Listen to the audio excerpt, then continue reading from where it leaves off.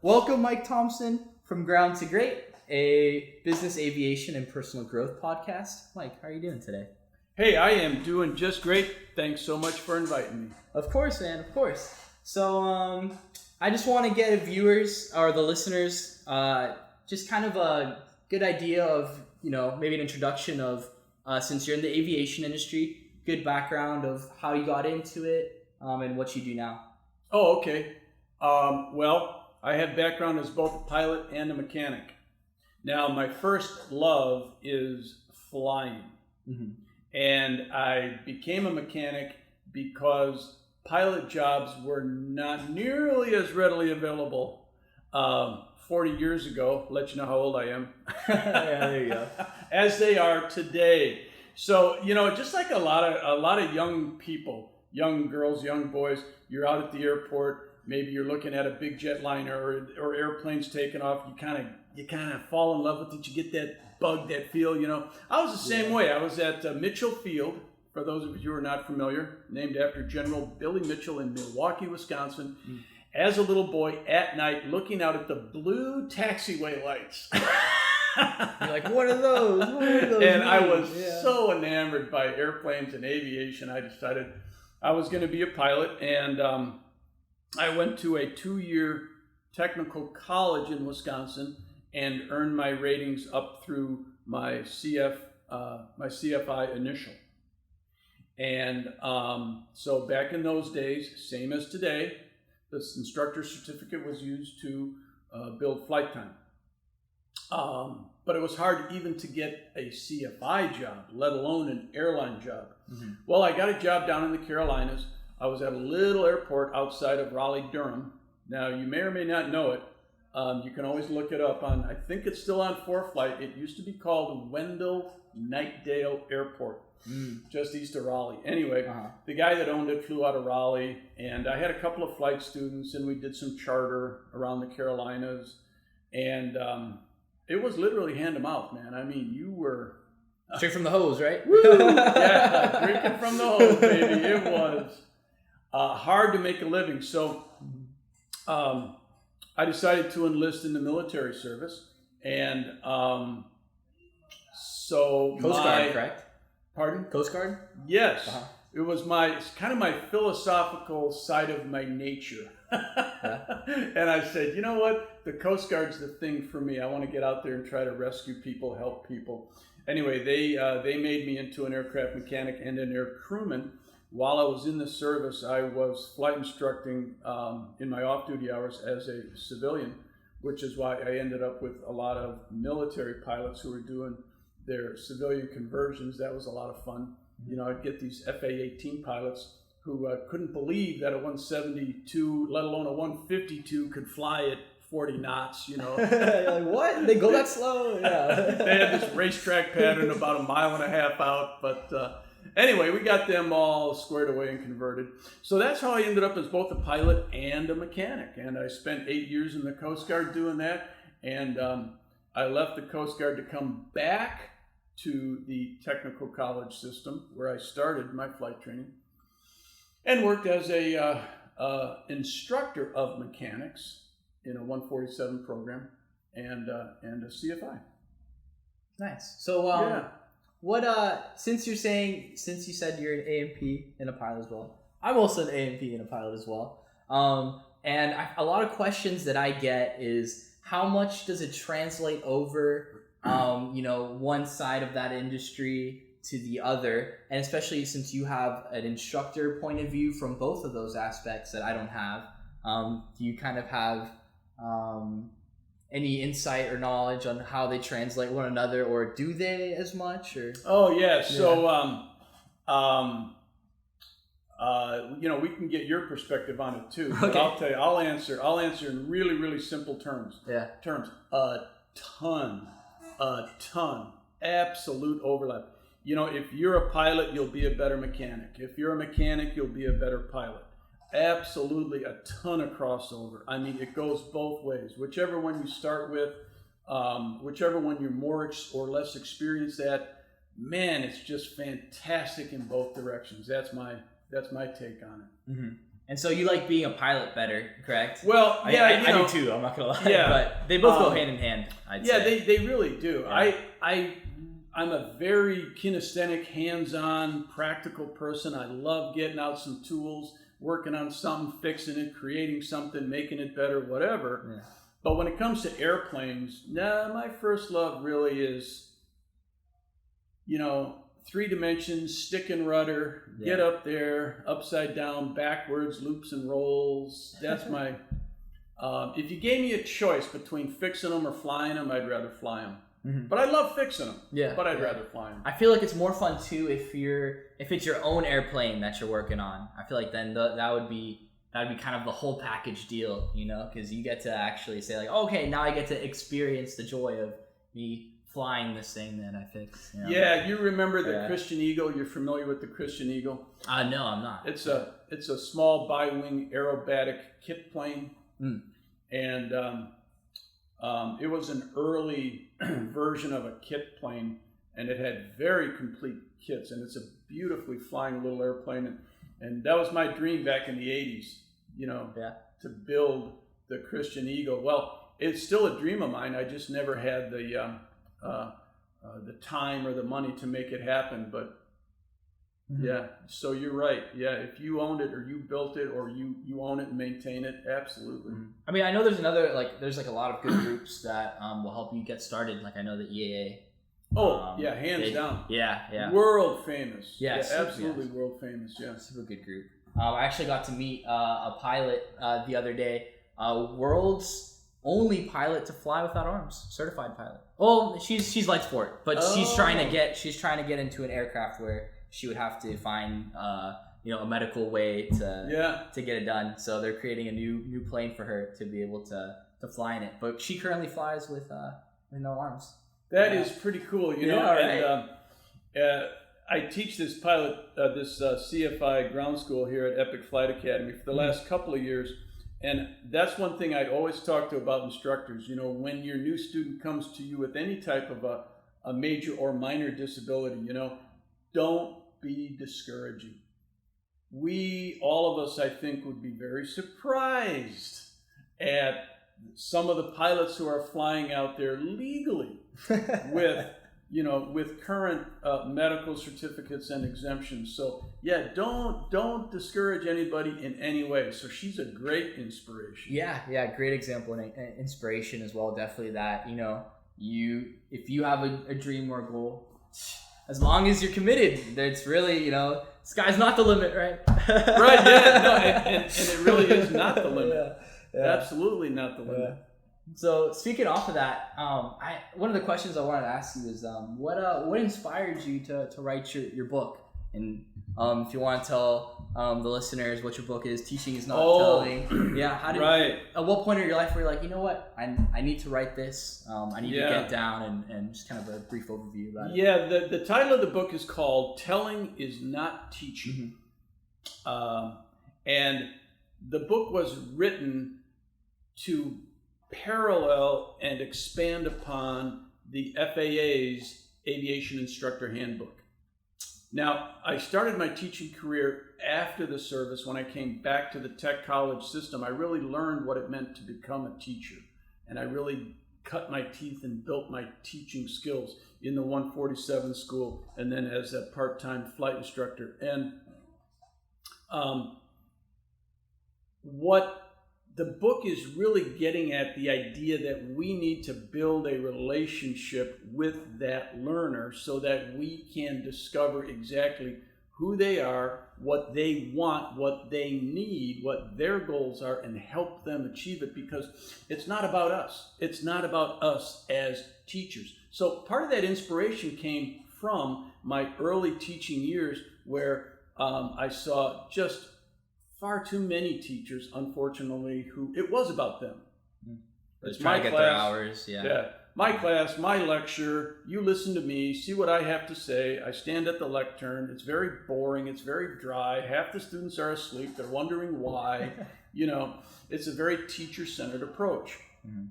And so I learned and adopted a very learner-centered approach, where it's not about the teacher, it is about the learner. and hence the title. Just telling somebody something is not teaching them. Telling them is the teacher-centered approach. Teaching them, really working with them, that's the learner-centered approach. And it's much more effective, and I might add, rewarding for the teacher, and much more rewarding for the learner. That's the gist of it. Yeah. So if there's any flight instructors listening to the podcast today, what advice would you give them from the book specifically? I mean, you know, it's not about telling necessarily, but is there any specific tips that from your experience you've seen that a lot of instructors do that should be maybe done a different way? Oh, I don't know. There's a there's a million of them. You know, you can't always think of them off the top of your head. But what we just mentioned, you know, just think about building the relationship first and look at it from their perspective and what they need. Now, you know what the standards are. You know what the ACS requires. You know what the airplane flying handbook says. You know where they need to go. Okay, great. But help them get there from their perspective. I mean, that's really the key.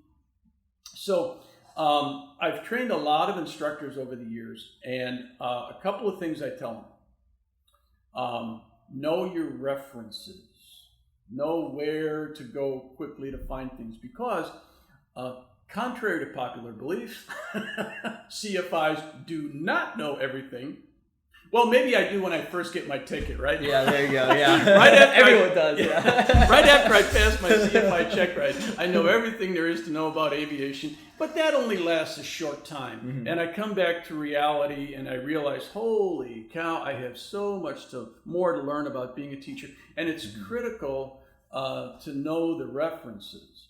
And if I know the references, that can really help me, because when I do make a mistake, or when I do teach a learner something incorrectly, of course I have to admit it.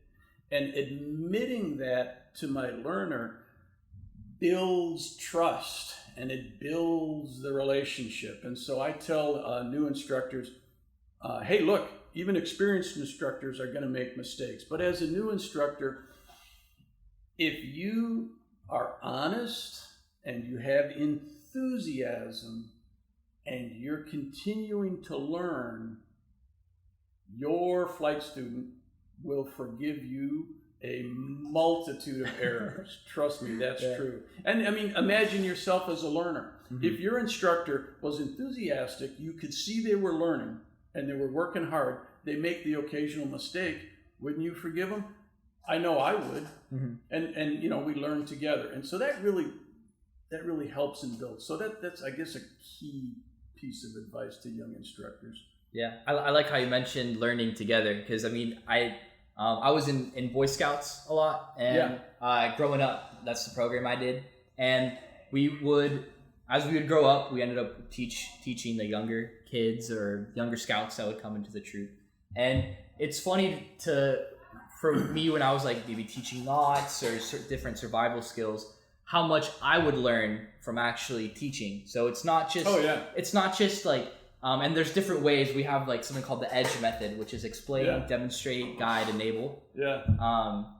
So we would use that to be able to teach our tenderfoot scouts, you know, when they're just coming and, you know, if they're fresh and they're trying to learn knots, or like I said, survival skills, or trying to do a campfire. But you would learn a lot. And it's funny because, like you said, it's a learning experience that both you guys gain something new. And it should be like that, since it's a new experience that both of you guys are sharing.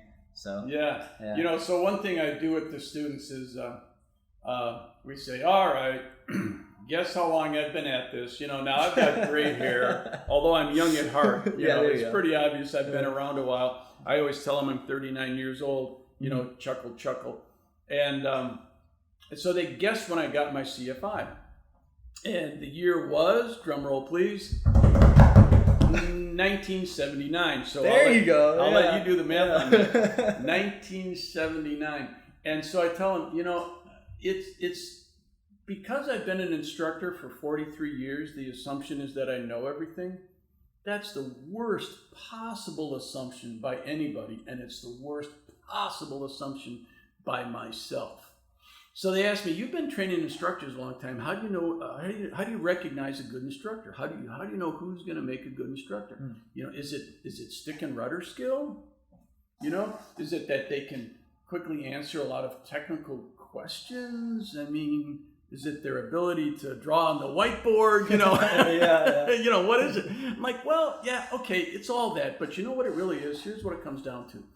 If I see an instructor who is learning, I can virtually guarantee they will be a good instructor.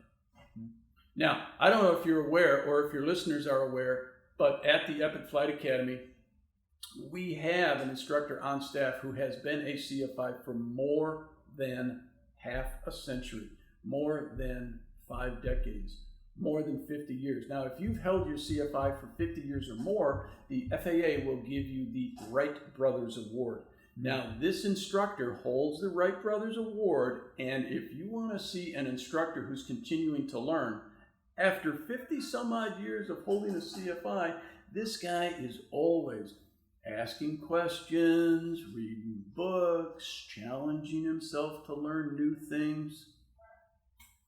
That's what I'm talking about. Yeah, that's good.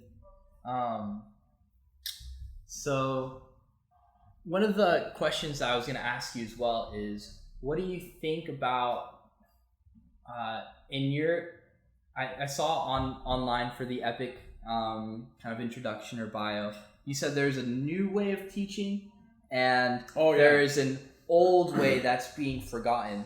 Would you want to kind of explain what that means?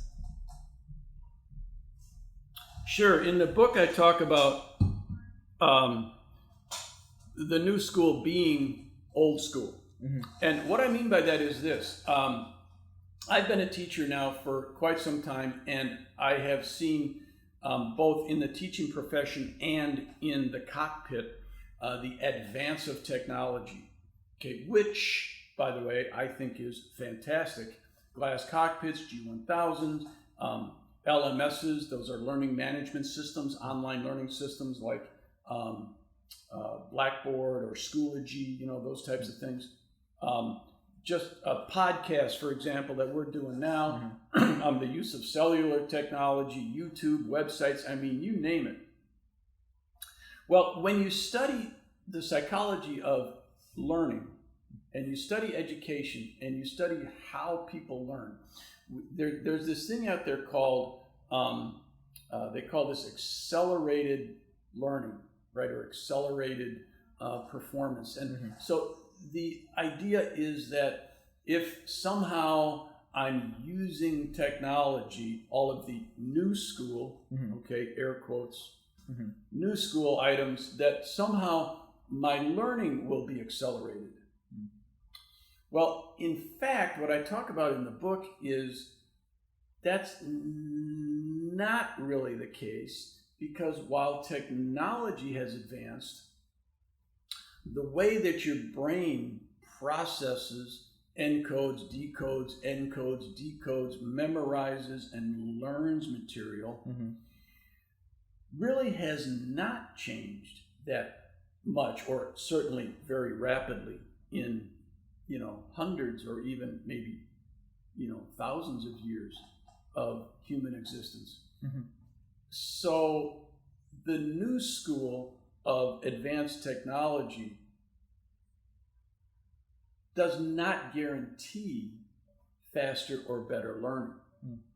It's the old school of building a relationship between the learner and the student that really cements the possibility of deep, learning that is remembered and sticks with them. So that's the idea. That's what I mean when I say that the new school really is old school, which is not to discount the use of technology, but to remember that we still learn the way we've always learned. We can't learn faster just because we pack it in a YouTube video. Yeah. Not going to happen.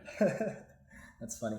I liked how you opened this door. I'm recently reading this book called The Essential Guide to Neurolinguistic Programming.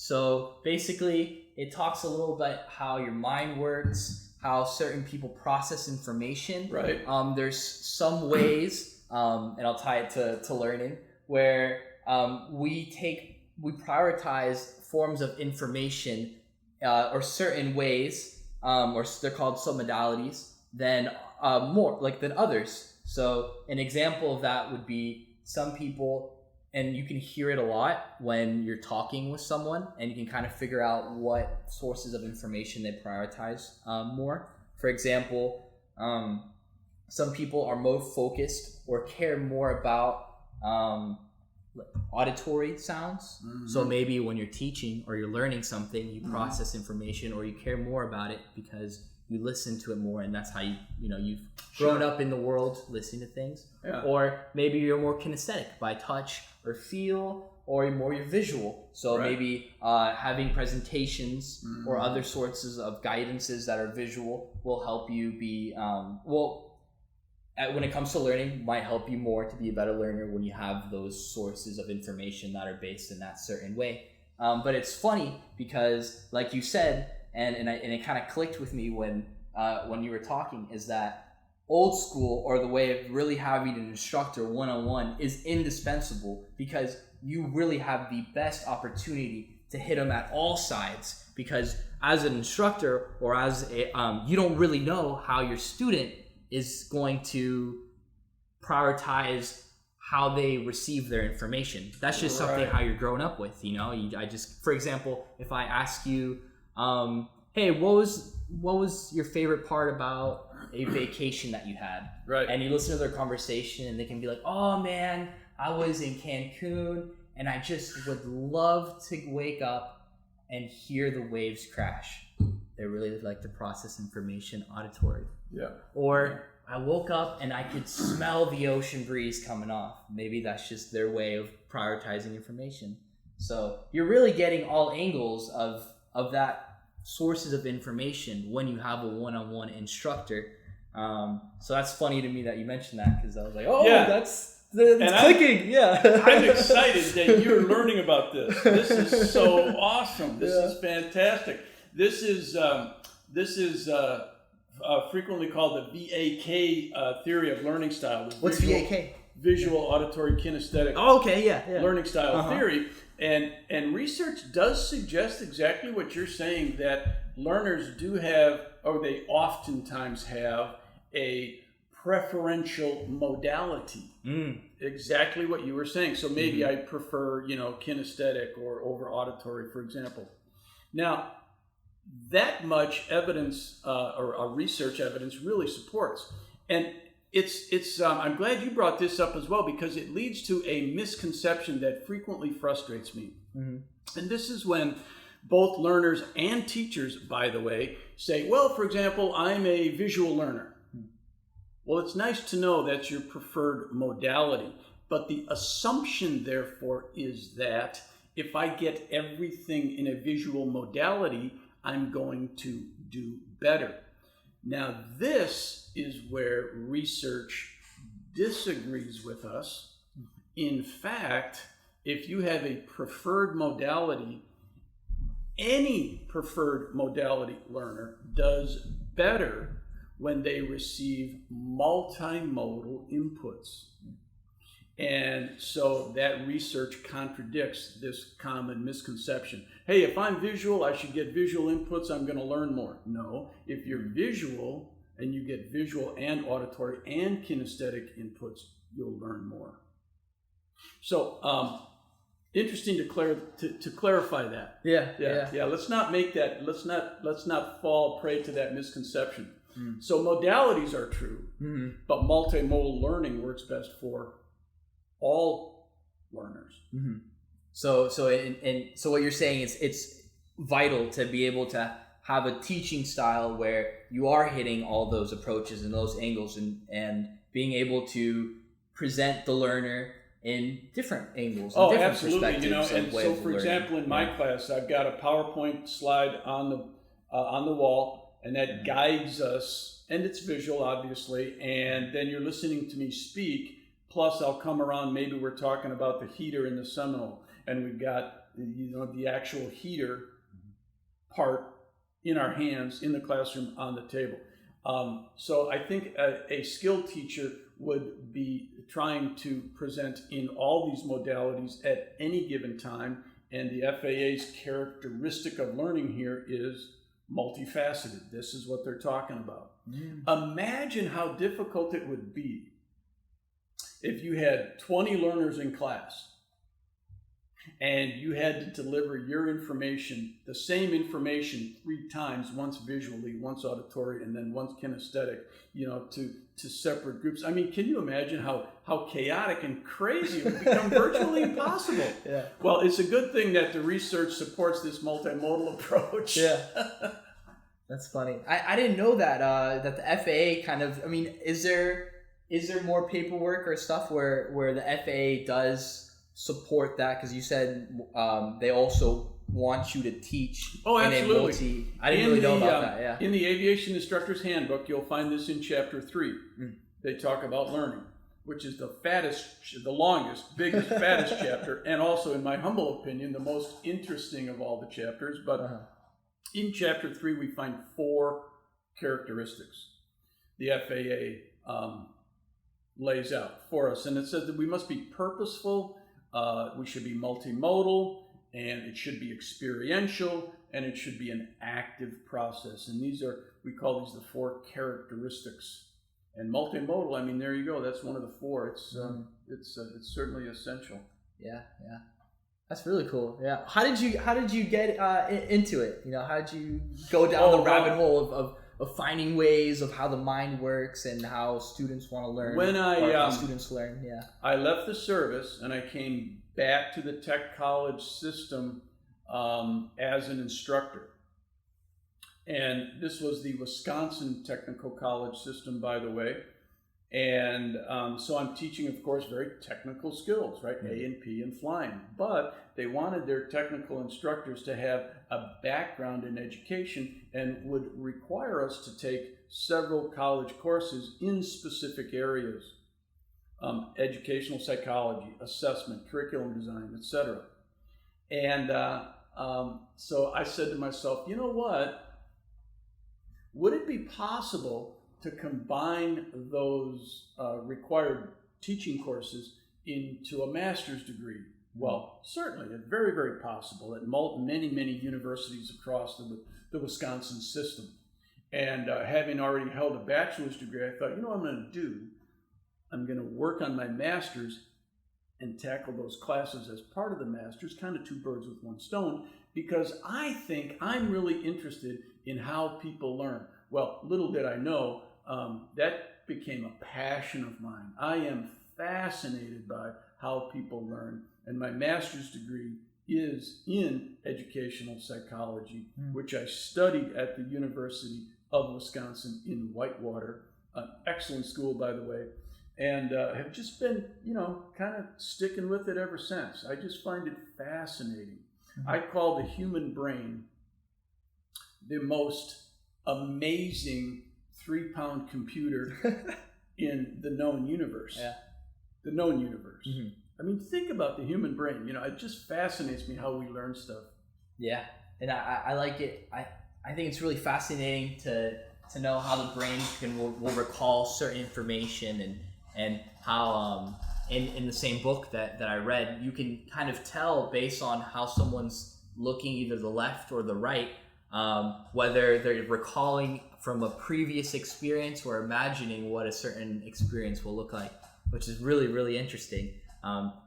It's just fascinating. It's like a computer, exactly. Yeah. And it's like, and you're literally sometimes searching in your head where to find this information or, anything to recall maybe from a past learning experience as well. Yeah, isn't that neat?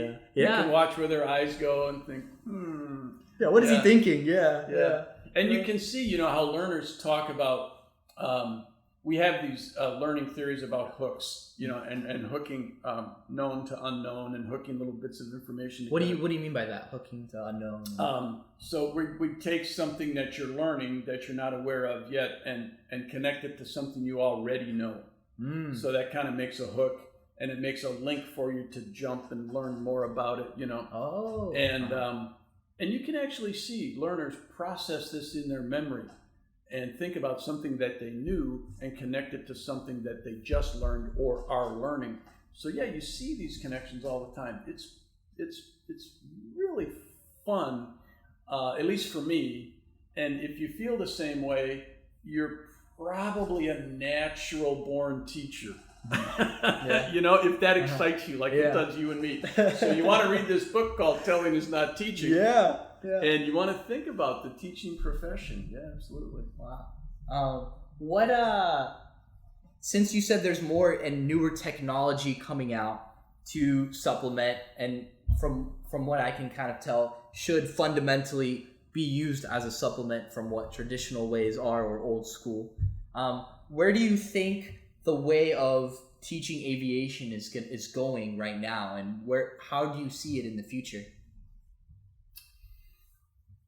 I see it transitioning from stick and rudder to outer space.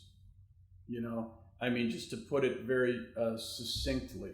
Mm-hmm. I mean, think about Kitty Hawk, the first flight, 120 feet, right? Orville and Wilbur. Mm. Charles Taylor, by the way, was the mechanic that made it possible, right? Yeah. So if you're a mechanic for 50 years, you get the Charles Taylor Award. Mm-hmm. That was 1903. Now, do you remember when Neil and Buzz landed on the moon? Mm-hmm. July of 1969. All right, so do the math. 66 years from Kitty Hawk to the moon. Mm-hmm. All right, you look at aviation technology today. I mean, just the venerable old 172, and we fly the S model. Our standby gyro is not even air-driven anymore. The standby is now electronic. Yeah. I mean, stuff is just taking off. So it's you know, good and bad, pros and cons, depending on how you look at it. Everything's got two sides. For me, we're really losing, you know, all of that old stick and rudder stuff. You know, you hop classics, in a Citabria, and you fly along at 50 or 60 or, you know, maybe 90 knots was high speed, you know, and you're really, you know, looping and rolling, and you can really feel all three dimensions through the elevators and the ailerons and the rudder. And, you know, that's changing. I mean, that's changing. That is going by the wayside now. More and more automation and higher, faster, further. I mean, that's the evolution, and that's the change, and we have to change with it. And our teaching techniques will certainly change, but a lot of the ways that we learn this stuff will stay the same. Those relationships will still be in place. But I mean, you know, it's, if you want to see change, if you want to see evolution, I'll tell you, look at aviation. Definitely. Look at aviation. It is changing constantly, and it's changing quickly. And you know, back to being a learner. Any good pilot. Now, we were talking about a flight instructor. Mm-hmm. Any good pilot. Come on, you have to be learning. This stuff is changing so fast. And if you're not, you know what? You're not flying anymore. I've got some friends, you know, who came up with me in the 70s and the 80s, and they said, glass cockpits, you know, magenta line babies. We never had that stuff. I'm sticking with the old six-pack. Well, guess what? They're not flying anymore. I'm still flying because I'm still learning. So that's the one thing you're going to see. Absolutely, hands down. It's going to evolve, and you just have to decide, you know, evolve with it or not. Yeah, you kind of have to catch up with the technology since it's happening so rapidly. Yeah, you do. Yeah, you got to stay with it, and that's your call as an individual pilot. Mm-hmm. You know, stay with it or don't stay with it. Because that's really interesting how you said that. They're like, well, they're not flying anymore. You know, they're no longer a pilot. Yeah, a pilot has to be continuing to learn and staying up to date with what's going on. And and even if I think of my friends who are what we call the Sunday morning pancake pilots, so they own a small general aviation airplane. They keep it in a T hangar, and they go out on a nice weekend and they fly together to some place to get a cheeseburger. The $100 hamburger. Yeah, well, probably the $1,000 hamburger, but you know what I'm saying. Yeah. Now, even in their case, as a FAA safety rep, or just as a flight instructor, or just as a fellow pilot, or if you look at the FAA, they just want you to continue to be safe. In order to continue to be safe, you have to continue to learn. Mm-hmm. So, not too long, several years back, came out the biennial flight review. Well, now we want you to even change your attitude towards a biennial flight review, and don't think of, just every 2 years I'm going to go find somebody and get a review. No, we want you to change your perspective. Think of it more as just continual improvement, just continual learning, not biennially. Sure, that's when you need the sign off, but just continually learn. You know what a great way to do that is? The WINGS program. Yeah, that's true. So we have FAA.gov and we have FAAsafety.gov.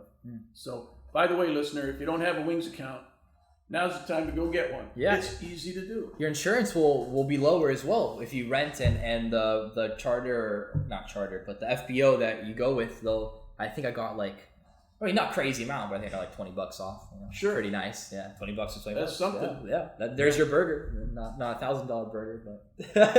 Well, yeah, any good cheeseburger in New Smyrna Beach will be pushing $20, right? Yeah. I mean, come on, for the vast majority of pilots who are not Harrison Ford, Tom Cruise, or Jimmy Buffett, $20 is $20. Yeah. That's funny.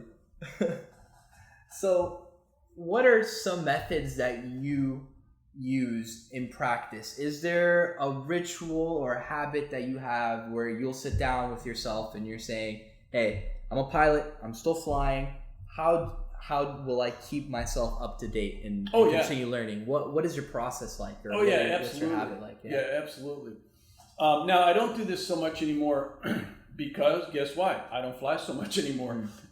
But what I used to do is, speaking of WINGS, I would go out to WINGS every Saturday. Online, on my computer. On the computer every Saturday at some point during the Saturday. It doesn't take long. I could do a WINGS course in an hour, sometimes less, sometimes 90 minutes, whatever. I would go out to WINGS almost every week. And pre-COVID, and now that we're post-COVID, I'd sign up for some of those face-to-face WINGS sessions. I'm very, very lucky, employed here at Epic where I am. As an employee, I can use the simulator for free. I had when I was instructing actively, would schedule myself weekly in one of our sims. And I almost always made it, so it didn't come out quite weekly, but almost weekly I'd be in a sim. And I would be sure to do something VFR, and I would be sure to do something IFR. And those are the two things I did, and I really stuck with that. And I like to make sure that I fly with a variety of people. I'll fly with a fellow flight instructor on staff, as well as flying with a flight student.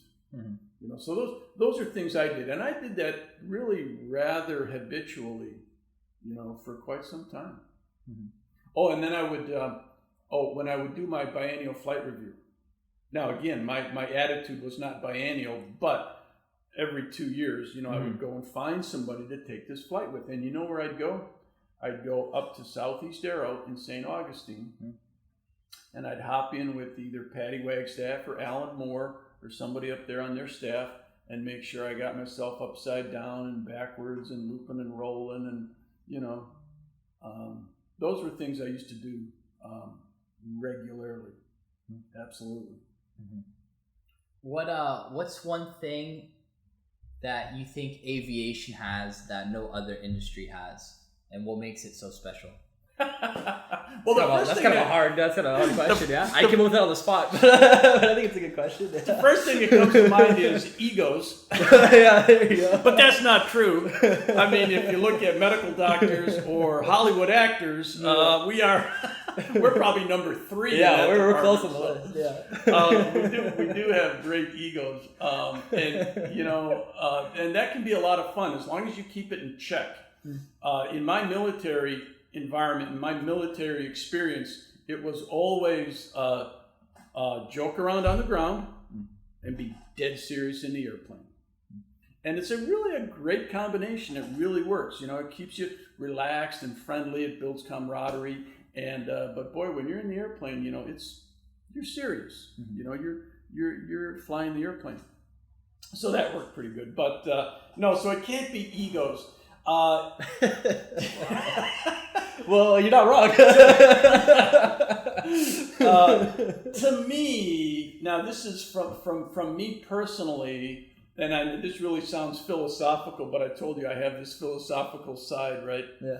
To me, it's the connection with nature, and it's being in the sky, in any sky.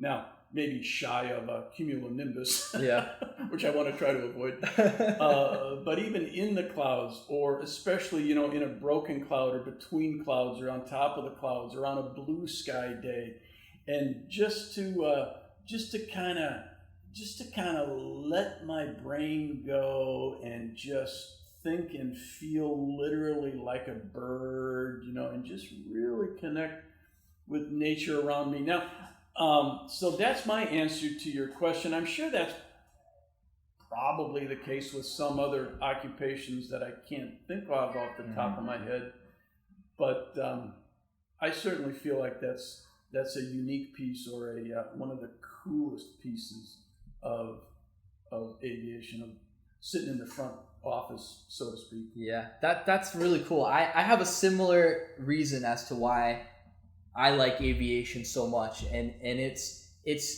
the same thing. You were saying how you just feel like like you're a bird and you're flying. You get to see and feel like you're at almost one with nature in itself. You don't think about it. And so my philosophical take, because I'm the same way, is what I noticed a lot when I was a student pilot, and I still fly occasionally. What I feel like is sometimes when I'm on the ground or doing anything really, I sometimes will try to be still, or just almost like a meditative kind of practice, which is where I'm going with. You sometimes see thoughts coming in, just random thoughts coming in from your day, because your brain is pretty funny, and you're always thinking about something. Your subconscious is always pushing something out into your conscious, which is really interesting to see. And sometimes you'll get those thoughts, or when you're daydreaming or something, that's when you're like, oh, whoa, I was daydreaming, When I'm flying, it almost feels like I'm in a form of meditation where I am just so focused on what I'm doing. It's not like, laser focused, but I just don't have any other thoughts about, oh my gosh, I have homework that's due at 11:59 tonight. What am I going to do? There's none of that. It's just me looking at where I'm going. I have a purpose. I've planned it all on the ground. Everything else melts away. Everything melts away. And that's my favorite thing about aviation. That's cool. That's cool that you mentioned that. If you're listening to this and you're a flight instructor, or you're studying flight instruction and you're back to chapter 3 in the Instructor Handbook, or if anyone in any way is familiar with Abraham Maslow's hierarchy of needs, and you get to the top of that pyramid where it says self-actualization, that's what you're describing. That's what we're describing. That's what that is. You are actualized in that moment. Yeah, it's nothing else. Pretty cool. That's cool that the FAA has that. Yeah, that is really cool. Because it's just, you're just in the moment. You're in the zone, per se. You are actualized. Yeah, that is pretty cool. Actualized. That's a cool word. Yeah, to describe it. Yeah. That is Dr. Maslow, who taught at the University of Wisconsin in Madison back in the 50s. If I'm not mistaken, I could be mistaken. Anyway, cool. Yeah. Do you have any advice for anyone that is thinking about wanting to start aviation or any aspect of it, since you have a good background, not just flying? Oh yeah. What's some good advice you have for them to just kind of get in the water and or dip your toes or whatever and see what aviation's about? So there's tons of advice to disseminate, but there's one key piece, and I think about it from my own experience, and I think about it from the experience of others I've seen, that have come along with me, my same age or younger or even older than me, and the successful versus the unsuccessful, and it's really this. It's never be a know-it-all. Find mentors, and I say that in plural purposely. I mean, a mentor, obviously fantastic, but find more. Find many mentors. Make connections. Be humble. Which is easy when you're a student pilot. Yeah. Because there's nothing to be but humble. Yeah, right? Yeah. Hey, the private is baby. I got 25 hours in a 172. Yeah. Woohoo!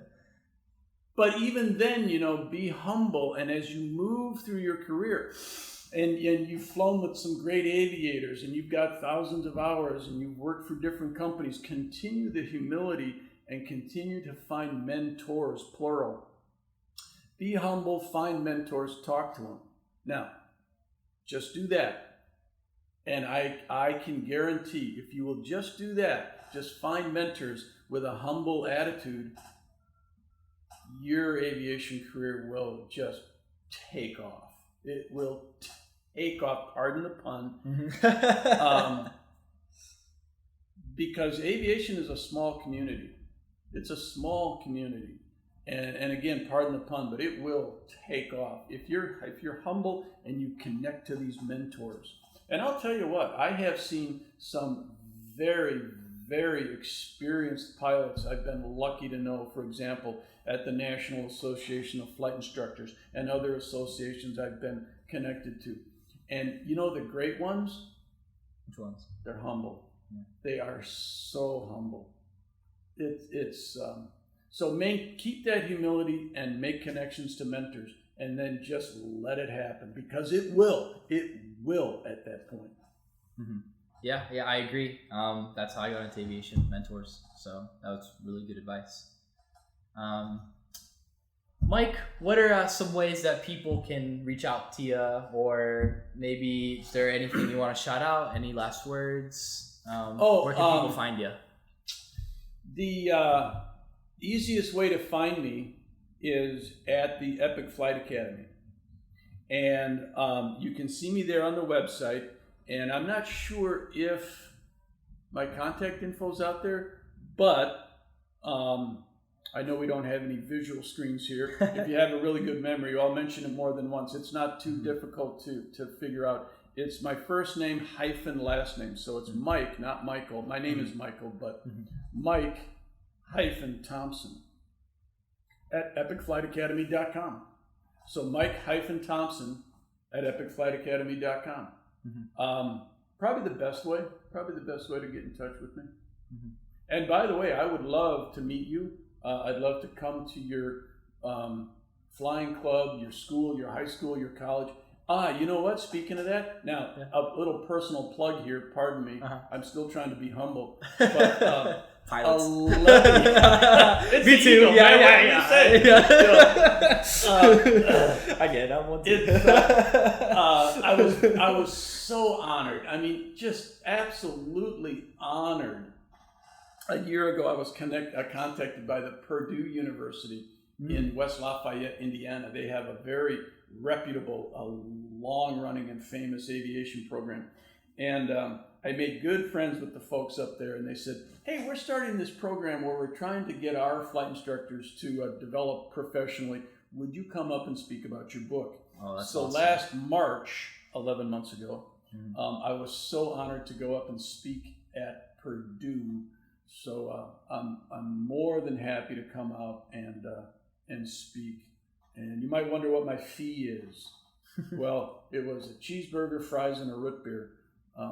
There you go. All you got to pay for is the transportation. Just get me out there and back, and I'm happy to come in and not just speak, but more importantly, make it an interactive thing.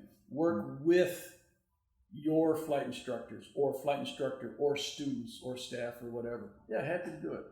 Happy to do it. Just let me know. Yeah.